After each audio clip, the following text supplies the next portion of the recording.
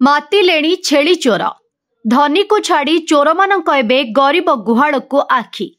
ରାତି ଅଧରେ ଗୁହାଳରେ ପଶି କରୁଛନ୍ତି ଛେଳି ଚୋରି। ଆଗକୁ ନୂଆବର୍ଷ ଆସୁଥିବାରୁ ମାଂସର ଚାହିଦା ରହିଛି। ଏଥିପାଇଁ ଗ୍ରାମାଞ୍ଚଳରେ ଗରିବ ଶ୍ରେଣୀର ଲୋକମାନେ ଛେଳି ମେଣ୍ଢା କରି ଗୁଜୁରାଣ ମେଣ୍ଟାଇଥାନ୍ତି। ନୂଆବର୍ଷରେ ଛେଳି ମେଣ୍ଢା ବିକ୍ରି କଲେ ଅଧିକ ଦି ପଇସା ଲାଭ ହେବ ବୋଲି ଗାଁ ଗହଳିର ଲୋକମାନେ ନୂଆବର୍ଷକୁ ଅପେକ୍ଷା କରିଥାନ୍ତି। କିନ୍ତୁ ଏବେଠାରୁ ଗ୍ରାମାଞ୍ଚଳରେ ମାତିଲେଣି ଛେଳି ଚୋର, ଯାହାର ଜ୍ୱଳନ୍ତ ଉଦାହରଣ ଘଟିଛି ପୁରୀ ଜିଲ୍ଲା ଚାରିଛକ ଥାନା ଅନ୍ତର୍ଗତ ଭୋଦର ପଞ୍ଚାୟତର ଜୁଣୁପୁର ଗ୍ରାମରେ। ମିଳିଥିବା ସୂଚନା ଅନୁସାରେ ଜୁଣୁପୁର ଗ୍ରାମର ବିକା ବେହେରାଙ୍କ ଅଭିଯୋଗ ଆଧାରରେ ଚାରିଛକ ପୋଲିସ ଏକ ଟିମ୍ ଗଠନ କରି କଳା ପାଞ୍ଚଣ ଗ୍ରାମର ସେକେ ସଲାମତ ବୟସ 20, ଆକାଶ ଭୋଇ ବୟସ 19, ଲୋଚନ ଭୋଇ ବୟସ 25, ଗୁଣ୍ଡିଆ ଲେଙ୍କା ସାହିର ବୁଲୁ ସେଠୀ ବୟସ 19, ନୂଆହାଟର ଚନ୍ଦନ ଭୋଇ ବୟସ 19, ଉମା ମହେଶ୍ୱରପୁର ମାଂସ ବେପାରୀ ଏସ୍କେ ପଦୁର ସହାୟତାରେ ଅଭିଯୋଗକାରୀଙ୍କ ଘରୁ 19ରୁ ଉର୍ଦ୍ଧ୍ୱ ଛେଳି ଚୋରି କରି ନେଇଥିଲେ। ପୂର୍ବରୁ ମଧ୍ୟ ଏମାନଙ୍କ ନାମରେ ବହୁତ ଚୋରି ଅଭିଯୋଗ ରହିଛି। ନିମାପଡ଼ା ଉପଖଣ୍ଡ ଅଧିକାରୀ ଶ୍ରୀଯୁକ୍ତ ପ୍ରଭାତ ମଲ୍ଲିକ ଏବଂ ଥାନା ଅଧିକାରୀ ମମତା ବିଶ୍ୱାଳ ପ୍ରେସ୍ ବିଜ୍ଞପ୍ତିରେ ଜଣାଇଛନ୍ତି।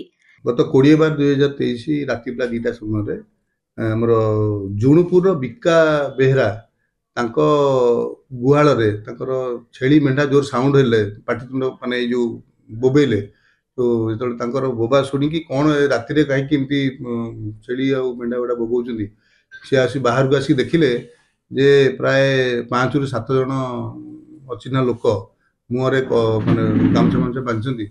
ସେମାନେ ତାଙ୍କର ଗୁହାଳ ଭିତରେ ପଶିକି ସେମାନେ ଛେଳି ଆଉ ମେଣ୍ଢା ଚୋରି କରୁଛନ୍ତି।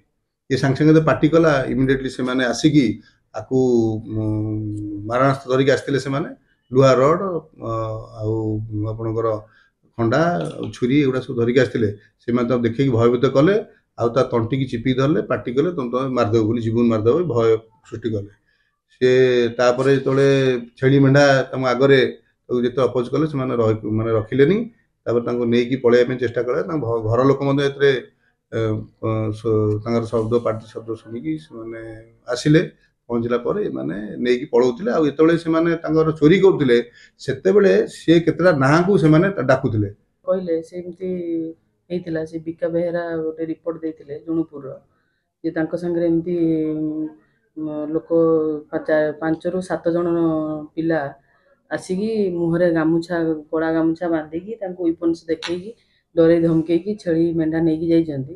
ତ ରିପୋର୍ଟ ହେଲା ପରେ ମୁଁ ମୋ ସୁପରିୟରଙ୍କୁ ଜଣାଇଥିଲି। ତ ଏସ୍ପି ଆଉ ଆଡ଼ିସନାଲ୍ ଏସ୍ପିଙ୍କ ମାନେ ତତ୍ତ୍ୱାବଧାନରେ SDPO ସାର୍ଙ୍କ ଡାଇରେକ୍ସନରେ ଆମେ ଗୋଟେ ଟିମ୍ ଫର୍ମେସନ୍ କରିଥିଲୁ ତାଙ୍କୁ ଧରିବୁ ବୋଲି। ତ ତାପରେ ଆମେ ଫାଷ୍ଟ କାକଟପୁରରୁ ଆରମ୍ଭ କରିଥିଲୁ। କାକଟପୁର ସେପଟେ ଦେଖିଲା ପରେ ଆଉ ଯେଉଁ ନୟାହାଟ, କାକଟପୁର ଏମିତି ସବୁ ଜାଗାରୁ କଳା ପାଞ୍ଚଣ ଏମିତି ସବୁ ଜଣ ଜଣଙ୍କୁ ତାଙ୍କ ଇନଫର୍ମେସନ୍ ପାଇକି ସବୁ ଧରିଲୁ। ତାପରେ ତାଙ୍କର ଲିଙ୍କ ଅଛି ବୋଲି ଆମେ ଜାଣିକି ତାଙ୍କୁ ଆପ୍ରିହେଣ୍ଡ କରିକି ବର୍ତ୍ତମାନ ଡିଟେନ୍ ଅଛନ୍ତି। ଚାରିଛକ ଥାନା ଅଧିକାରୀ ଏବଂ ତାଙ୍କ ଟିମ୍ଙ୍କ ସହାୟତାରେ ବିଭିନ୍ନ ଜାଗାରେ ଚଢ଼ାଉ କରି ଛେଳି ଚୋରମାନଙ୍କୁ ଗିରଫ କରିବାରେ ସକ୍ଷମ ହୋଇଛନ୍ତି। ଚାରିଛକ ଥାନା କେସ୍ ନମ୍ବର 221/23 IPC ଧାରା 395, 34 ଧାରାରେ ମାମଲା ରୁଜୁ କରି ଅଭିଯୁକ୍ତଙ୍କୁ କୋର୍ଟ ଚାଲାଣ କରିଛି ଚାରିଛକ ପୋଲିସ। ପୁରୀ ଚାରିଛକରୁ କୈଳାସ ଚନ୍ଦ୍ର ପାତ୍ରଙ୍କ ରିପୋର୍ଟ, ନ୍ୟୁଜ୍ 10 ଓଡ଼ିଆ।